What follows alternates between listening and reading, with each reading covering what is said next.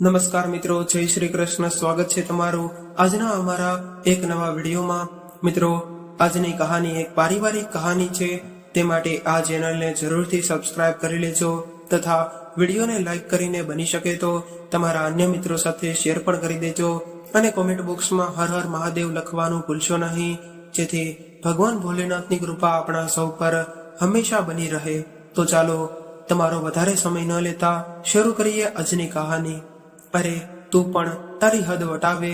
તમારા દીકરાના લગ્ન છે, પણ અહીં તમે વરની જેમ તૈયાર થઈ રહ્યા છો.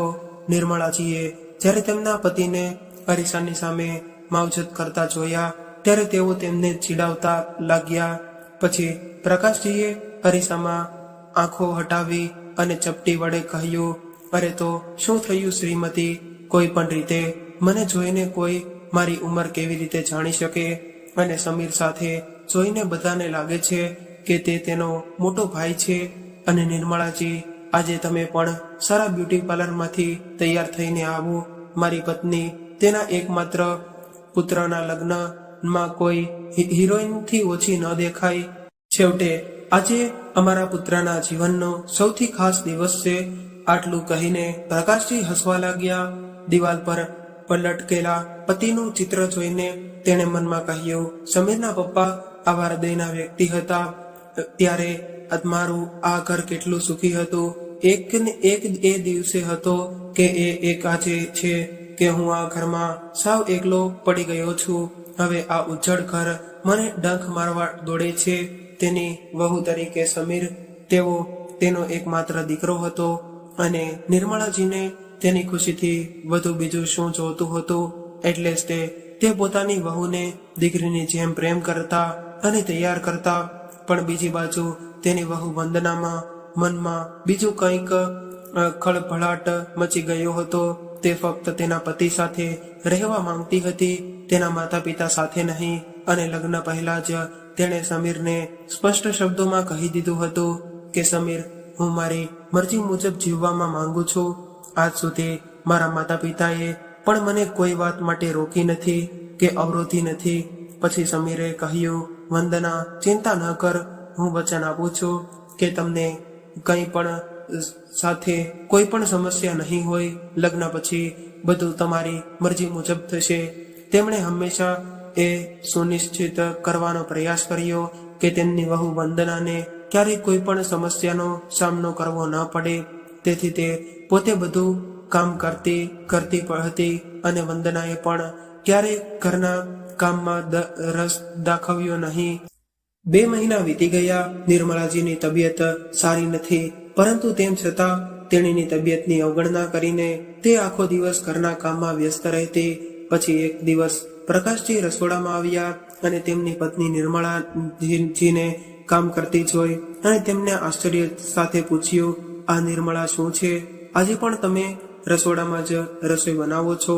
ગઈકાલે રાત્રે તમને તમારા ઘૂંટણમાં દુખાવો હતો, ખરું ને? વહુ ક્યાં છે? સમીર, પ્લીઝ બહાર આવ. પ્રકાશજીએ તેમના પુત્રને બોલાવ્યો.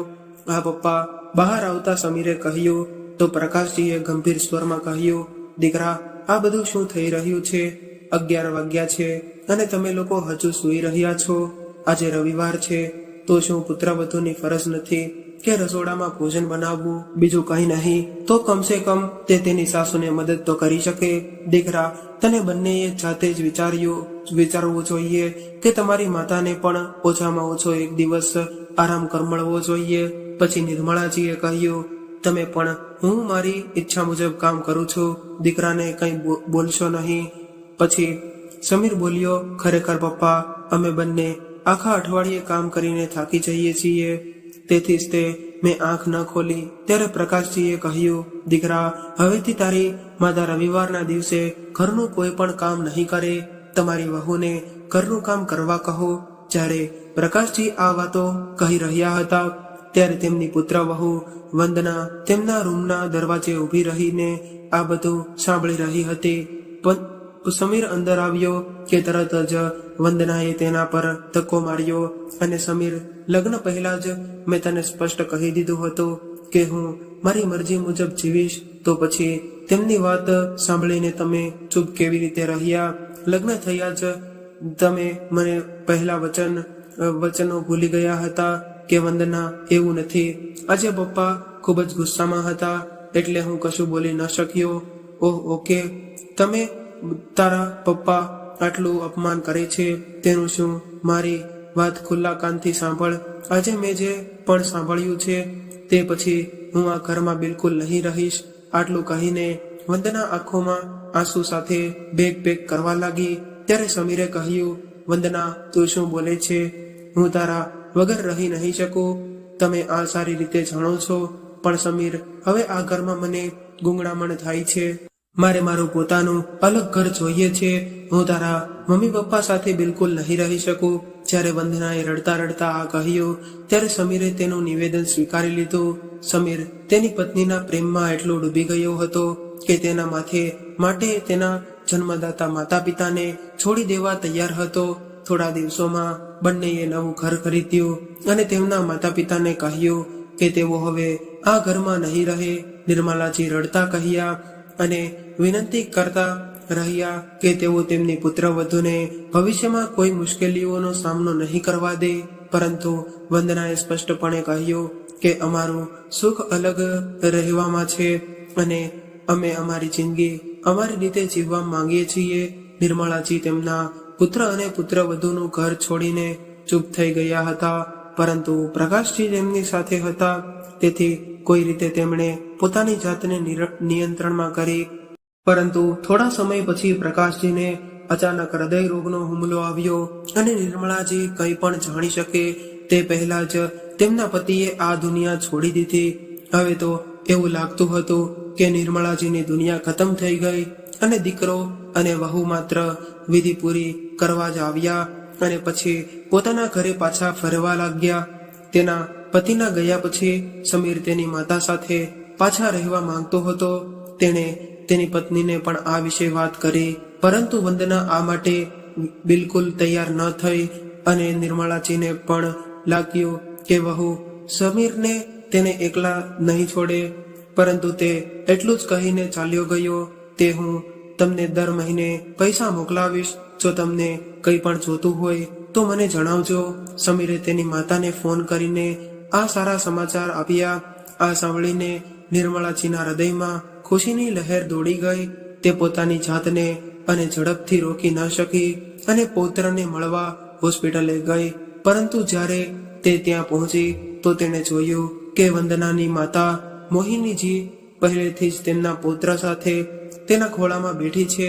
તેમની હાજરીએ નિર્મલાજીએ ચોક્કસપણે તેની અસ્વસ્થતા અનુભવી હતી, પરંતુ તેણીએ તેના નાના પૌત્રનો સુંદર ચહેરો જોયો કે તરત જ તે હસી પડી. ત્યારે સમીરે માતાના ચરણ સ્પર્શ કરતા આ કહ્યું કે ત્યારે નિર્મલાજીએ ચહેરા પર ખુશી સાથે કહ્યું, અરે હું મારા પૌત્રને મળવા કેમ નથી આવતો? છેવટે તે મારા પુત્રનો એક ભાગ છે અને કહેવાય છે કે મુદત કરતા વ્યાજ વધારે કિંમતી હોય છે. હું તો ચોક્કસપણે તેના દાદા પાસે આવી ગયો છે. જો તે આજે જીવતો હોત તો તેના પૌત્રને જોઈને કેટલા ખુશ થયા હોત. આ કહેતી વખતે નિર્મલાજીની આંખો ભીની થઈ ગઈ અને પછી તેણે પોતાની સાડીના પલ્લુ વડે પોતાની આંખોમાંથી આંસુ લૂછવા માંડ્યા. હું મારા પૌત્રની ખૂબ જ કાળજી રાખીશ. આટલું કહીને નિર્મલાજીએ બાળકને ખોળામાં લેવા હાથ લંબાવ્યો. ત્યારે મોહિનીજીએ કહ્યું, અરે હવે સૂઈ રહ્યા છો, તું તેને તારા ખોળામાં રાખીશ. શું કરીશ? મેં તેને સ્વિંગમાં મૂક્યું, ત્યારે તે જાગી જશે તો તમે તેને ઉપાડશો. આ સાંભળીને નિર્મલાજીના ચહેરા પર સ્મિત ફૂક્કું પડી ગયું અને સૂતી વખતે તે ખૂબ જ સુંદર લાગતો હતો. સમાધાનજી વધારે ન જુઓ, તે ત્યારે ધ્યાને આવે છે. અને મોહિનીજીએ કહ્યું તો સમીરે કહ્યું, ચાલ માં, હું તને ઘરે મૂકી દઈશ. ના દીકરા, હું અહીં જ રહીશ અને મારા પૌત્રને સંભાળીશ. હું હજુ ઘરે નહીં જાઉં. ત્યારે વંદનાએ કહ્યું, માતા, મારી અને બાળકની સંભાળ રાખવા મારી માતા અહીં આવ્યા છે. તેથી હોસ્પિટલમાં બિનજરૂરી ભીડ ઊભી કરવાનો કોઈ ફાયદો નથી.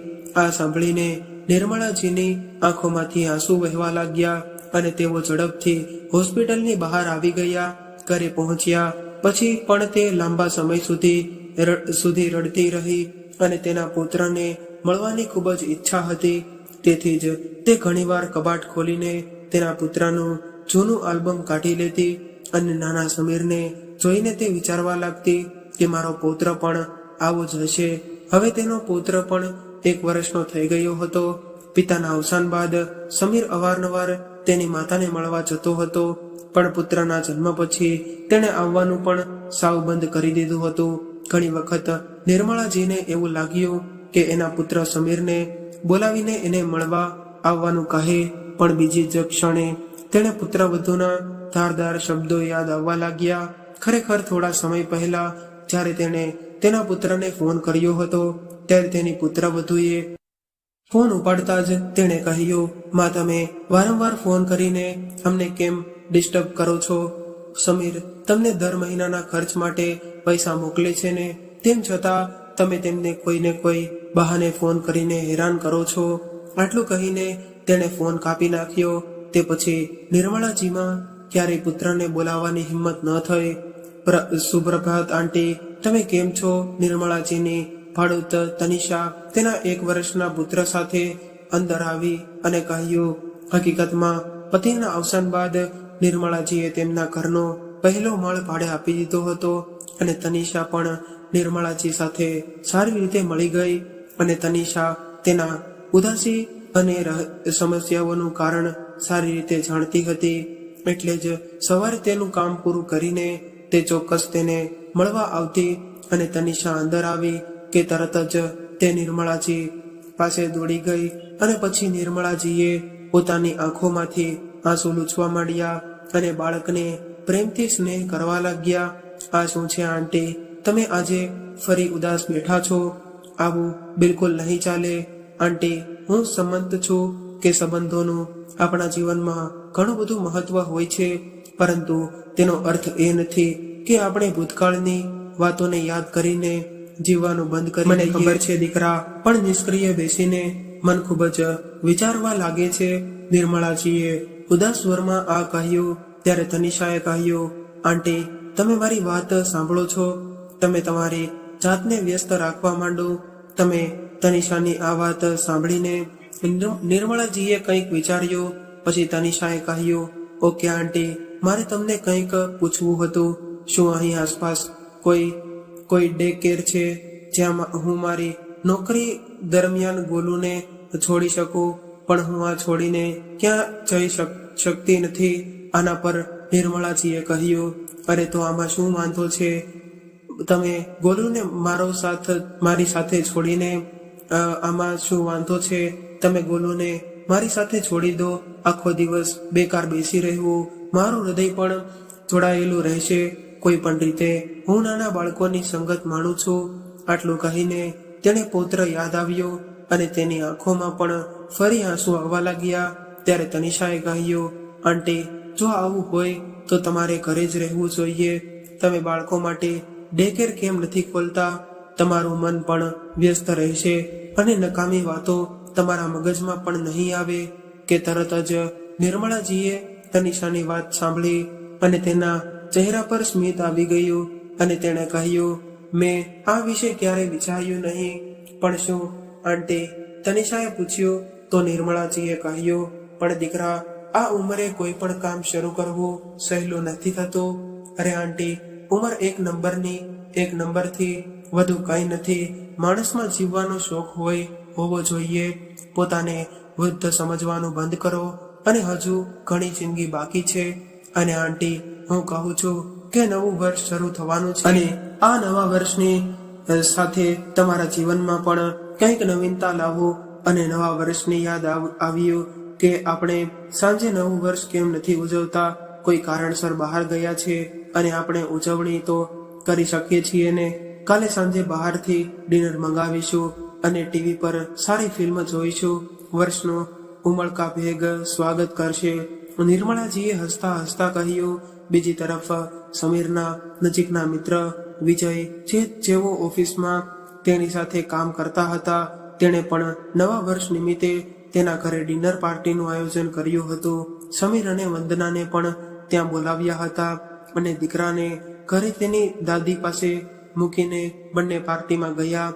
પણ વિજયના ઘરે ગયા પછી સમીરે ત્યાં જે કંઈ પણ જોયું તેનાથી તેના આશ્ચર્યનો કોઈ પણ પાર ન રહ્યો. ઘરે પાછા ફર્યા પછી પણ તે સાવ શાંત હતો. અવારનવાર તેની સામે તેના પોતાના માતા પિતાના ચહેરા દેખાવા લાગ્યા હતા અને તેના મનમાં એક સાથે અનેક વિચારો ઘૂમતા હતા.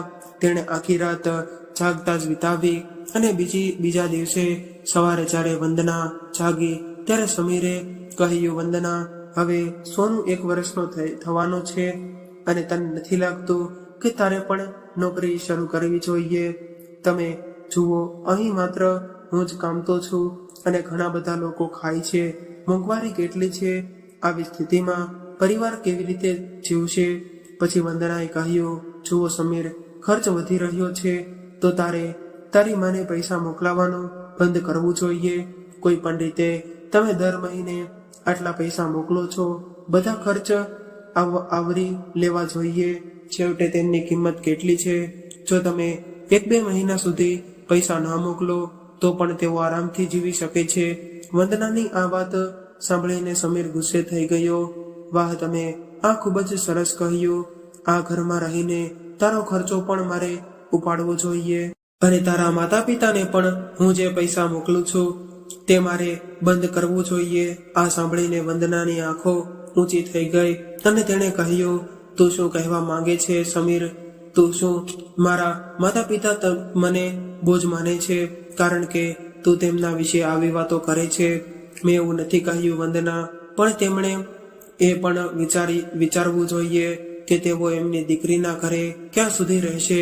આખરે આપણી કોઈ સંગત જરૂરી છે કે નહીં?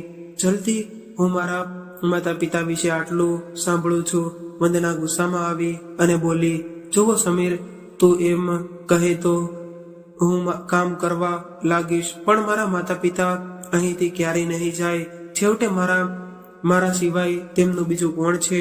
અને હા, આજે તમે મારા માતા પિતા વિશે જે પણ કહ્યું છે, જો આજ પછી કહેજો તો મારાથી ખરાબ કોઈ નહીં હોય. સવારે લાંબી દલીલબાજી પછી સમીર તૈયાર થયો અને જમ્યા વગર ઓફિસે ગયો. બપોરના ભોજનનો સમય હતો ત્યારે ઓફિસના બધા કર્મચારીઓ સાથે બેસીને જમતા હતા, પણ સમીર હજુ એકલો બેઠો હતો અને ચિંતિત હતો. તેની હાલત જોઈને વિજય તેની પાસે આવ્યો અને બોલ્યો, અરે સમીર, આજે ખાવાનું નથી લાવ્યો? ત્યારે સમીરે કહ્યું, મિત્ર વિજય, મારે તારી સાથે કોઈ અગત્યની વાત કરવી છે. વિજય તેની બાજુમાં બેઠો અને સમીરે કહ્યું, હું ગઈકાલે રાત્રે તારા ઘરે પાર્ટી માટે આવ્યો હતો ત્યારે તું તારા માતા પિતાનું આટલું ધ્યાન રાખે છે તે જોઈને મને ખૂબ જ આનંદ થયો હતો. તને તમારા માતા પિતા માટે ખૂબ જ માન રાખો છો અને આટલા બધા મહેમાનો આવવા છતાં તમારી ભાભી તેમના ખાવા માટેની, પીવાની અને દવાઓનું ધ્યાન રાખે. જ્યારે બીજા બધા પોતાના વડીલોને ભૂલીને નવા વર્ષની ઉજવણી કરવા બહાર જાય છે, ત્યારે તમે લોકો તમારા માતા પિતા, સંબંધીઓ અને મિત્રો સાથે ઘરે નવા વર્ષની મજા માણી રહ્યા હતા.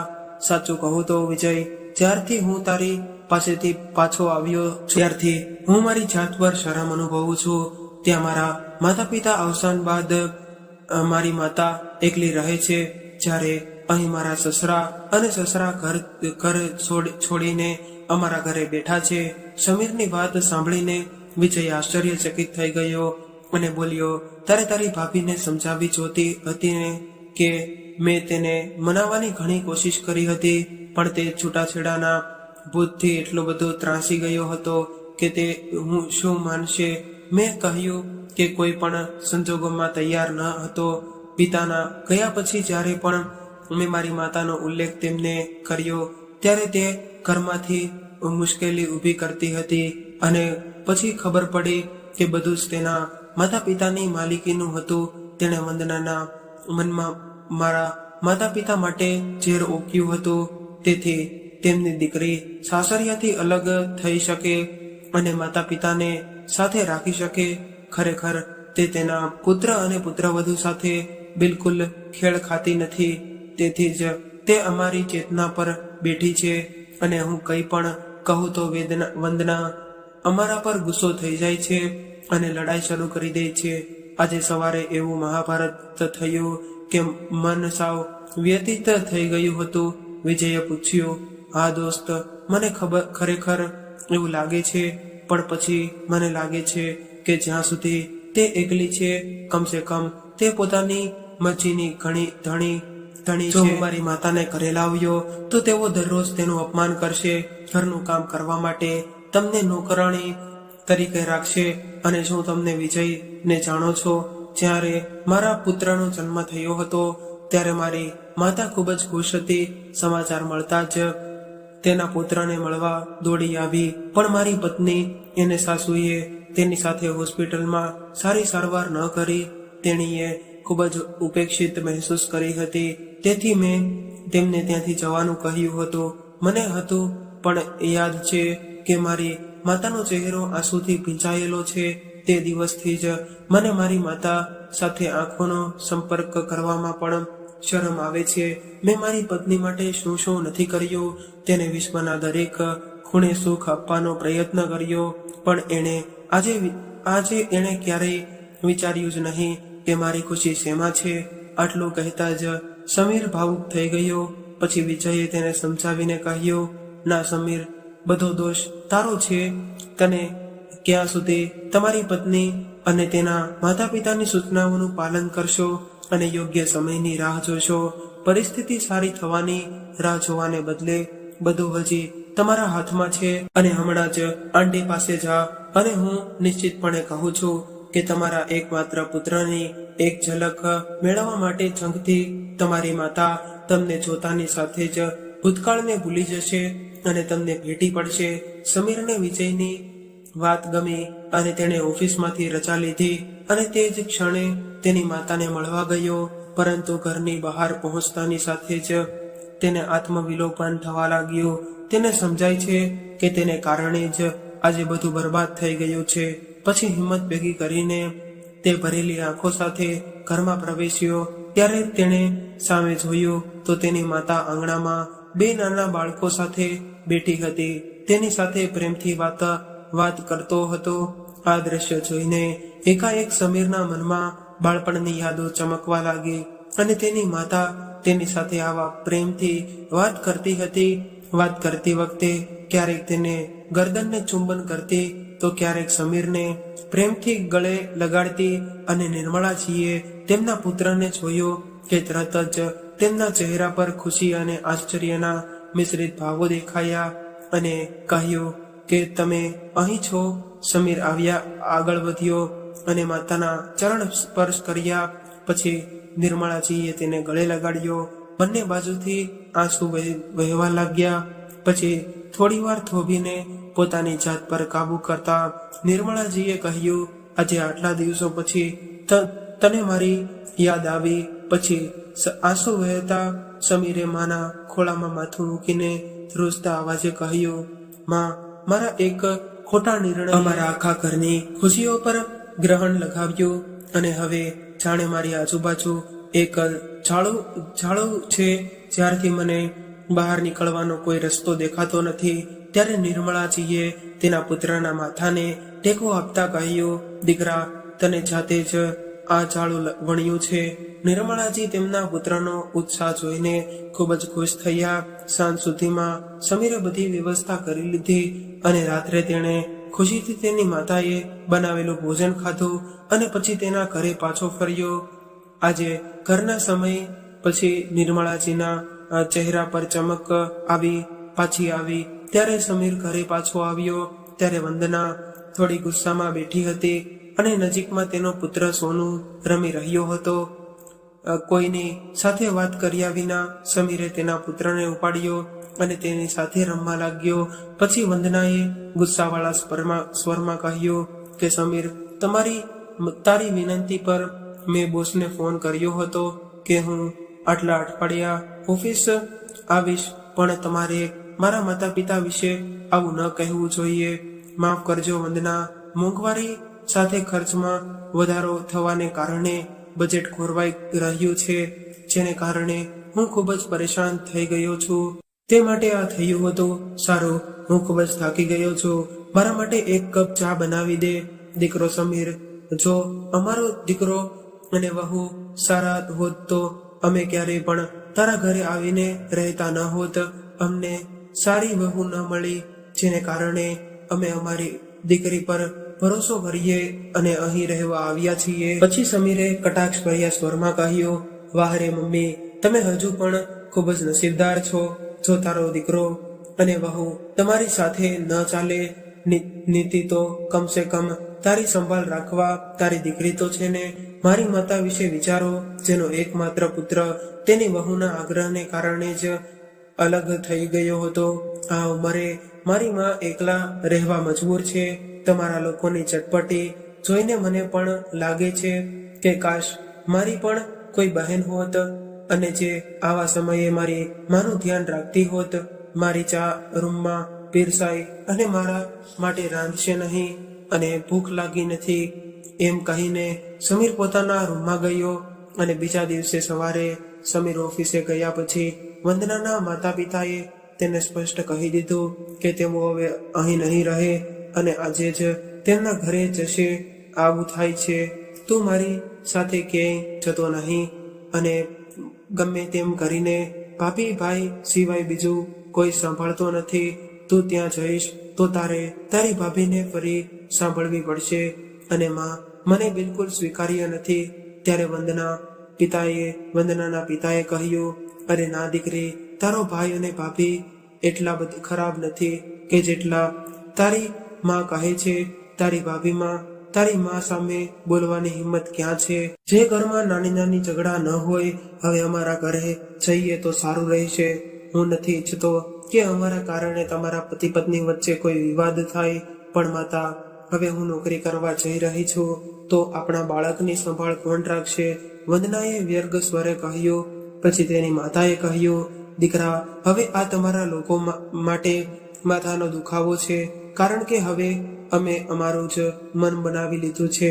અમારા માટે અહીંથી જવાનું સારું છે, તો ચાલો હવે જઈએ. આ સાંભળીને વંદનાનો ચહેરો ઉદાસ થઈ ગયો. પછી તેના પિતાએ કહ્યું, દીકરા, ખૂબ જ તકલીફ હોય તો તું કામ કર કે જતા પહેલા સોનુને અમારા ઘરે છોડી દે. તમે આ બહાને અમને મળવા પણ આવતા રહેશો. આવતા સોમવારથી જ્યારે વંદના ઓફિસે જવા લાગી ત્યારે તે તેના પુત્ર સોનુને તેની માતાના ઘરે મૂકીને ગઈ હતી, પરંતુ તેની માતાનું ઘર એના ઘરથી દૂર હતું. આથી દીકરાને રોજ લાવીને લઈ જવું શક્ય ન હતું.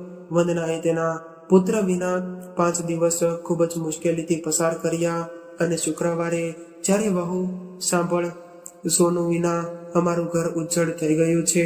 મને એના વિના બિલકુલ ગમતું નથી.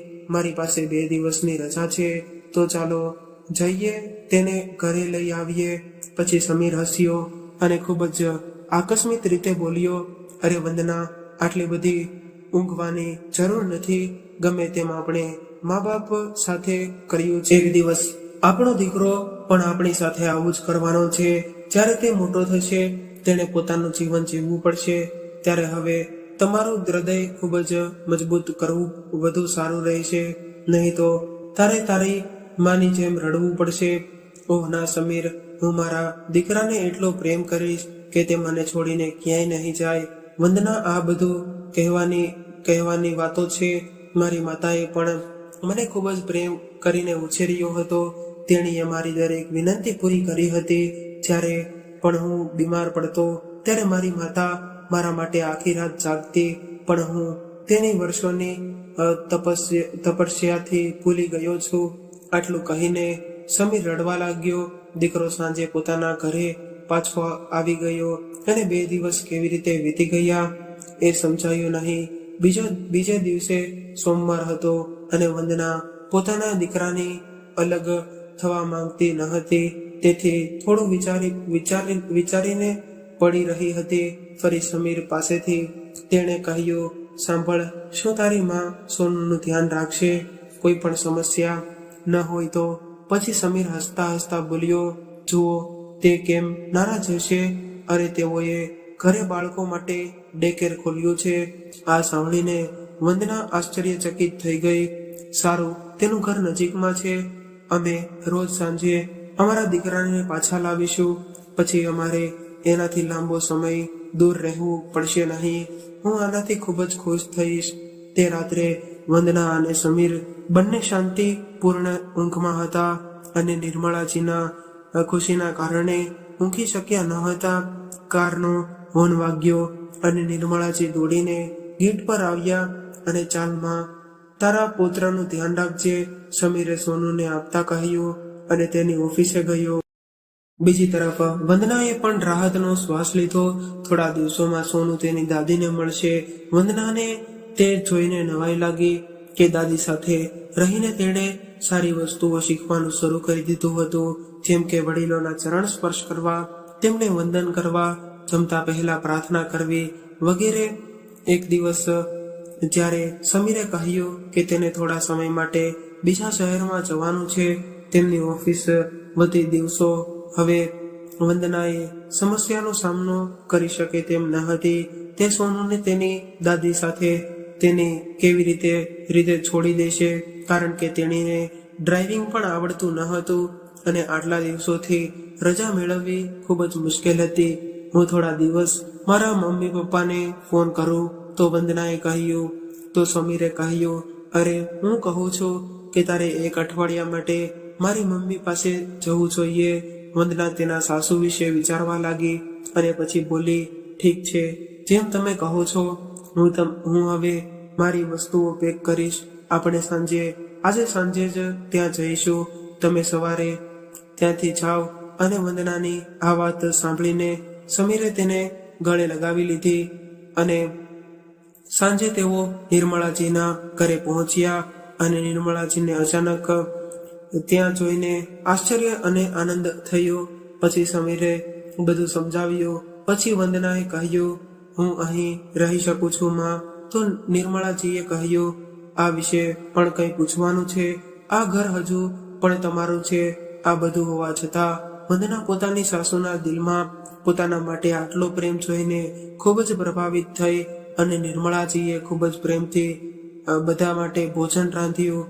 આજે ઘણા સમય પછી આખો પરિવાર એક સાથે બેસીને ભોજન કરી રહ્યો હતો અને નિર્મળાજીના ચહેરા પર એક અલગ જ ખુશી હતી.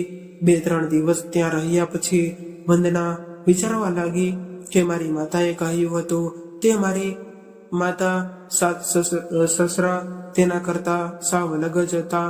તેને યાદ આવવા માંડ્યું કે તેની માતાએ તેને લગ્ન પહેલા તેના જમાઈને ઝડપથી મુઠ્ઠી પકડીને દૂર કરવાનું શીખવાડ્યું હતું. તારી સાસુ ખૂબ જ હોશિયાર છે. તે તમને બધાને એક દિવસ પણ શાંતિથી જીવવા નહીં દે અને હું નથી ઈચ્છતી કે મારી દીકરી કોઈની નોકરાણી બનીને જીવે. આજે તેને અહેસાસ થઈ રહ્યો હતો કે તે કેટલી ખોટી હતી. હવે તે સાસુને પણ તેના કામમાં મદદ કરવા લાગી અને સમીર 5 દિવસ પછી પાછો આવ્યો એટલે વંદના તેની સાથે તેના ઘરે પાછી ગઈ. ક્યાંક વંદના પણ નિર્મળાજી સાથે વિતાવેલી પળોને યાદ કરી રહી હતી. એક દિવસ રવિવારે વંદનાએ તેની માતા મોહિનીનો ફોન આવ્યો. દીકરા, આજે રવિવાર છે અને તને મળ્યાને ઘણો સમય થઈ ગયો છે. આજે અમારા ઘરે આવો અને આખો દિવસ અહીં વિતાવો. કેમ, શું થયું મમ્મી? આજે આપણો બીજો પ્લાન છે. હું આજનો દિવસ મારા સાસુ સાથે વિતાવવા માંગુ છું, વંદનાએ કહ્યું. મોહિનીજીએ આ સાંભળીને સ્તબ્ધ થઈ ગયા અને હજામત કરતી વખતે સમીરને પણ અચાનક આંચકો લાગ્યો કે જેને કારણે મોહિનીજી તેને બોલે તે પહેલા જ વંદનાએ ફોન કટ કરી દીધો અને બીજી બાજુ સમીર તરત જ સતત વંદના તરફ જોઈ રહ્યો હતો. પછી તેણે કહ્યું, આજે તે તારી માતાના ઘરે જવાની ના પાડી દીધી હતી. હા સમીર, તમે ખબર નથી કે આખો દિવસ કેટલો ખાસ છે. ઠીક છે, હવે જલ્દી સ્નાન કરો, બાકી હું તૈયાર કરું છું. થોડી વારમાં પાસે જઈશું. આટલું કહીને વંદના રસોડામાં ગઈ અને થોડી જ વારમાં બધા નિર્મળાજીના ઘરે પહોંચી ગયા અને નિર્મળાજીએ દરવાજો ખોલતાની સાથે જ વંદનાએ કહ્યું, આજે ઘણા સમય પછી આખો પરિવાર એક સાથે બેસીને ભોજન કરી રહ્યો હતો અને નિર્મળાજીના ચહેરા પર એક અલગ જ ખુશી હતી. 2-3 દિવસ ત્યાં રહ્યા પછી વંદના વિચારવા લાગી કે મારી માતાએ કહ્યું હતું તેમ મારી માતા સસરા તેના કરતા સાવ અલગ જ હતા. તેને યાદ આવવા લાગ્યું કે તેની માતાએ તેને લગ્ન પહેલા તેના જમાઈને ઝડપથી મુઠ્ઠીમાં પકડીને દૂર કરવાનું શીખવાડ્યું હતું. તારી સાસુ ખૂબ જ હોશિયાર છે. તેને બધાને એક દિવસ પણ શાંતિથી જીવવા નહીં દે અને હું નથી ઈચ્છતી કે મારી દીકરી કોઈ નોકરાણી બનીને જીવે. આજે તેને અહેસાસ થઈ રહ્યો હતો કે તે ખોટી બધી વાત હતી. હવે તે સાસુને પણ તેના કામમાં મદદ કરવા લાગી અને સમીર 5 દિવસમાં પાછો આવ્યો એટલે વંદના તેની સાથે તેના ઘરે પાછી ગઈ. ક્યાંક વંદના પણ નિર્મળાજી સાથે વિતાવેલી પળોને યાદ કરી રહી હતી. એક દિવસ સવારે વંદનાએ તેની માતા મોહિનીને ફોન આપ્યો અને દીકરા, જે રવિવાર છે અને તને મળ્યાને ઘણો સમય થઈ ગયો છે. આજે અમારા ઘરે આવો, આખો દિવસ અહીં વિતાવો. કેમ, શું થયું? બસ મમ્મી, આજે આપણો બીજો પ્લાન છે. હું આજનો દિવસ મારા સાસુ સાથે વિતાવવા માંગુ છું, વંદનાએ કહ્યું. મોહિનીજી આ સાંભળીને સ્તબ્ધ રહી ગયા અને સમીર પણ અચાનક આંચકો લાગ્યો અને જેને કારણે મોહિનીજી કંઈ પણ બોલે તે પહેલા જ વંદનાએ ફોન કટ કરી દીધો. બીજી બાજુ સમીર સતત વંદના તરફ જોઈ રહ્યો હતો. પછી તેણે કહ્યું, આજે તે તારી માતાના ઘરે જવાની ના પાડી દીધી. હા સમીર, તને ખબર નથી કે આજનો દિવસ કેટલો ખાસ છે. ઠીક છે, હવે જલ્દી સ્નાન કરો, બાકી હું તૈયાર કરું છું. થોડી વારમાં મા પાસે જઈશું. આટલું કહીને વંદના રસોડામાં ગઈ અને થોડી જ વારમાં બધા નિર્મળાજીને ઘરે પહોંચી ગયા અને નિર્મળાજીએ દરવાજો ખોલતાની સાથે જ વંદનાએ કહ્યું, હેપી બર્થડે માજી. આ સાંભળતા જ એટલો સમય લાગ્યો કે નિર્મળાજી ની આંખોમાંથી ખુશીના આંસુઓના ફુવારા ફૂટી ગયા અને સમીર ત્યાં જ સ્તબ્ધ બનીને ઊભો રહી ગયો, કારણ કે તેને યાદ પણ ન હતું કે તે આજે તેની માતાનો જન્મદિવસ હતો. આજે વંદનાએ પોતાના હાથે કેક પકાવી હતી. જ્યારે બધાએ મળીને નિર્મળાજીનો જન્મદિવસ ખૂબ જ આનંદથી ઉજવ્યો. ત્યારે વંદનાએ કહ્યું, માતા, આજે તમારો જન્મદિવસ છે, પરંતુ હું તમને કંઈક આપવાને બદલે તમારી પાસેથી માંગવા માંગુ છું. માતા, તમે મને મારી ભૂલ માટે માફ કરી શકો છો. મેં તમને ખૂબ જ દુઃખ આપ્યું છે. આટલું કહીને વંદના પગે પડી એટલે નિર્મળાજીએ તેને ઊંચકીને ગળે લગાડી દીધી અને કહ્યું, દીકરા, જે થયું તે ભૂલી જા. તમે લોકો મારી સાથે આવ્યા, બસ નામાં તે પૂરતું નથી. હવે તમે ફક્ત અમારી સાથે રહેવા માંગીએ છીએ. અને વંદનાએ રડતા રડતા કહ્યું, જાણે નિર્મળાજી અને સમીરને દુનિયાની સૌથી મોટી ખુશી મળી ગઈ હોય. તેમનું ઘર ખુશીઓથી ભરાઈ ગયું. તો મિત્રો, આજની વાર્તા તમને કેવી લાગી કોમેન્ટ કરીને જરૂરથી જણાવજો. અને જો વિડીયો પસંદ આવ્યો હોય તો વિડીયોને લાઈક કરીને ચેનલને સબસ્ક્રાઇબ જરૂરથી કરી દેજો. ફરી મળીશું નવા વિડીયો સાથે. ત્યાં સુધી સૌને મારા જય શ્રી કૃષ્ણ.